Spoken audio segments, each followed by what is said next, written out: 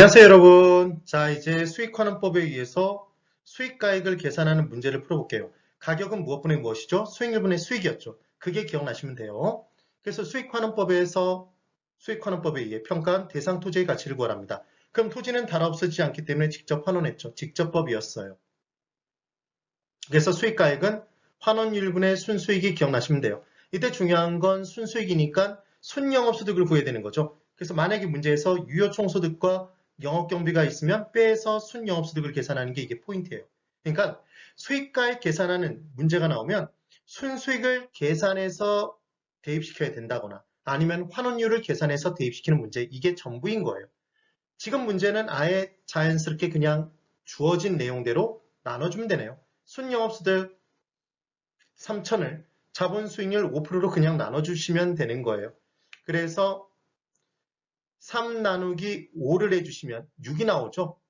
0.6이 나올 거예요. 6으로 돼 있는 건 지금 5번밖에 없잖아요. 이렇게 문제를 풀어주시는 겁니다. 2번. 다음과 같은 조건에서 수익환원법에 의해 평가한 대상 부동산의 가치를 구해보시래요.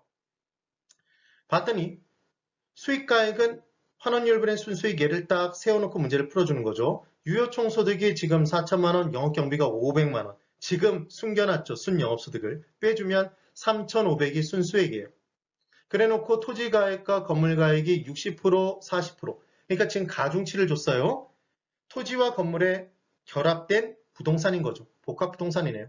그때 토지 환원이율은 5%. 상각률이 5%만큼 진행돼서 건물 환원율은 더해져서 10%가 된 거죠. 그럼 5%의 토지 환원율, 토지 수익률에 토지 가중치 60%를 지금 실어준 거예요. 그럼 지금 3%죠. 건물 환원율, 건물 수익률 10%에 0.4, 가중치 40%를 실어줬어요. 그럼 얘는 4%네요. 둘을 더한 7%가 이게 바로 토지 환원율 5%, 건물 환원율 10%일 때 그 비율이 60%, 40%일 때의 가중평균치죠, 여러분. 가중평균치입니다. 그래서 0.07, 7%로 나눠주시면 35 나누기 7을 해주시면 수치가 나와요. 5가 나오네요. 5. 그래서 지금 답은 4번이죠. 3번.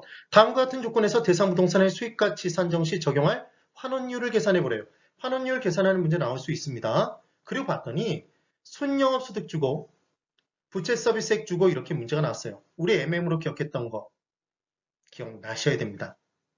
부채를 감당하지 못하면 부대저수지 찍고 돌아오라고 그랬죠. 빠지는 게 아니라 부대저수지였어요. 부대저수지. 그래서 얘가 바로 부채 감당법이었죠. 부채를 감당하지 못하면 개털된다.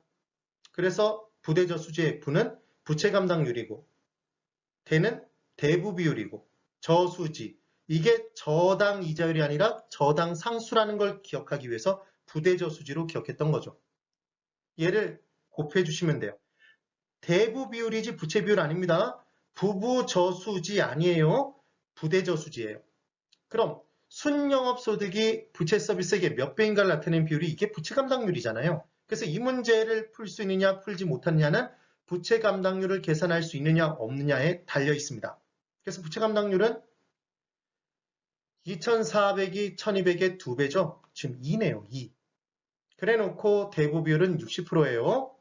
그 다음 저당 상수가 0.177이죠. 지금. 그럼 2 곱하기 0.6 곱하기 0.177 해주시면 0.2124가 되네요. 답은 5번이죠. 푸실 수 있을까요, 여러분? 꼭 정확히 기억해 두세요. 그래서 부채 감당률은 짝대기 짝 긋고 우리가 알고 싶은 부채를 감당하는 순영업소득이 분자, 걔가 분모, 부채 서비스액을 감당하는 비율이 되더라. 기억해 두시면 됩니다. 그 다음 4번. 다음 자료를 활용하여 수익환원법을 적용한 평가 대상 근린 생활시설의 수익가액을 구해보래요. 지금 봤더니 다음 단 주어진 조건에 하나며 연간 기준이다 이렇게 돼 있어요. 그럼 수익가액은 가격은 수익률분의 수익, 환원율분의 순수익을 적어놓고 문제를 푸는데 이 부분 문제를 보세요, 여러분. 지금 순영업소득을 곱게 주지 않고 우리가 아까 계산해봤던 현금 수지 계산식에서 가공기 조순 전후 경조세에서 순까지 계산하는 그 식으로 문제를 풀어줘야 된다는 거죠. 그럼 지금 가능총소득 5천에서 공실상당의 가능총소득이 5%니까 5천 곱하기 0.95를 하면 되겠네요. 그 다음 유지관리비가 가능총소득의 4%니까 얘는 지금 또 5천에 4%를 해서 빼주는데 아예 이만큼을 같이 빼줘버려도 되겠죠. 9%만큼을. 그래서 지금 5천만 원에 9%니까 9%를 빼면 91%가 남겠죠. 그래서 곱해주시면 4550이 돼요. 그렇죠. 지금 어떻게 계산했는지 기억하시면 돼요. 아니면 5천 마이너스 5천에 5% 250, 그 다음 5천에 4% 200. 그래서 450을 빼주셔도 되는 거예요. 그래 놓고 지금 나온 게 얘가 바로 유효 총소득 부분에서 지금 유지관리비까지 영업경비에서 일부를 반영한 거잖아요, 지금.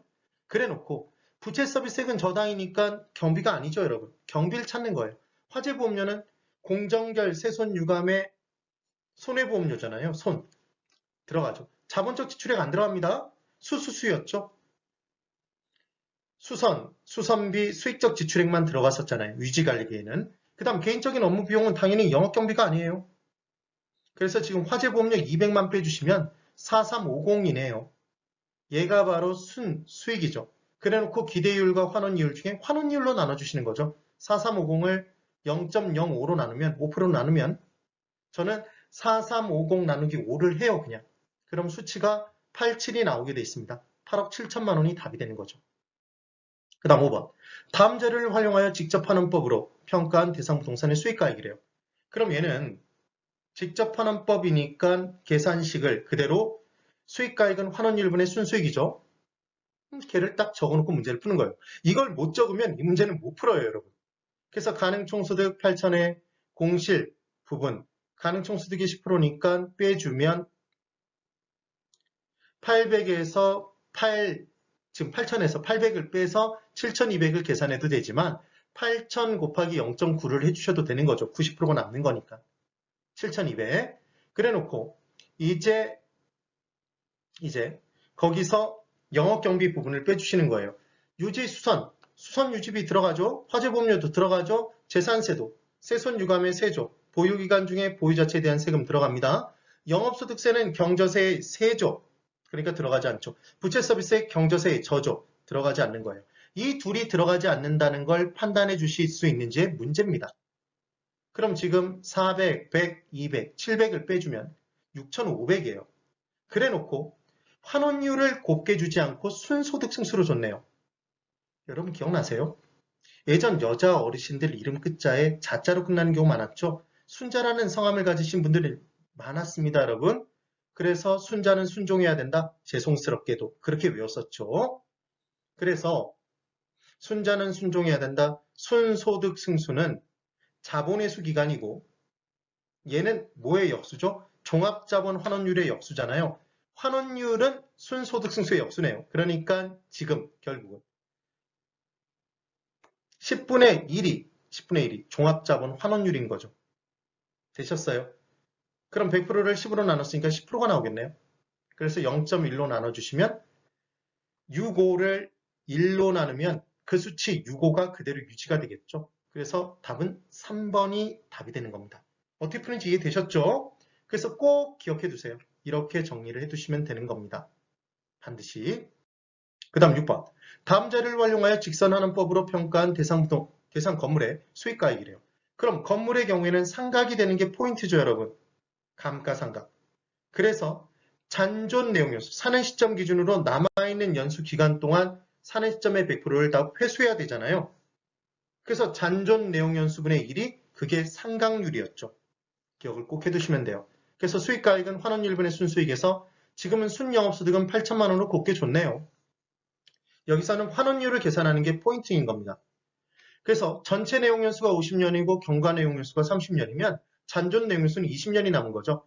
그럼 20년 동안 100%를 다 상각해야 되잖아요. 그러니까 상각률은 5%네요.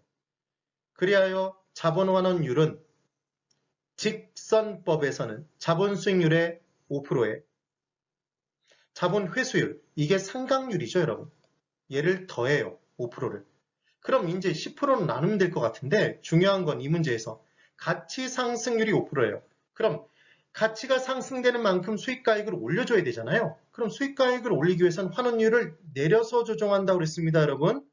순수익은 정해진 것이기 때문에 조정 못해요. 그럼 환원율을 내리기 위해서는 환원율에서 빼야 되는 거죠. 그래서 가치 상승률은 빼게 돼 있어요. 5%를 빼죠. 그럼 결국은 자본 환원율은 5%가 되겠네요. 그래서 800을 나누기 5를 해주시면 얘는 16이 나오겠죠. 그래서 16으로 되어 있는 답은 5번이 답이 되는 겁니다. 어떻게 문제 푸는지 이해되셨죠, 여러분? 꼭 한번 정확하게 기억해 보세요. 네, 오늘 여기까지입니다. 대단히 수고 많으셨어요.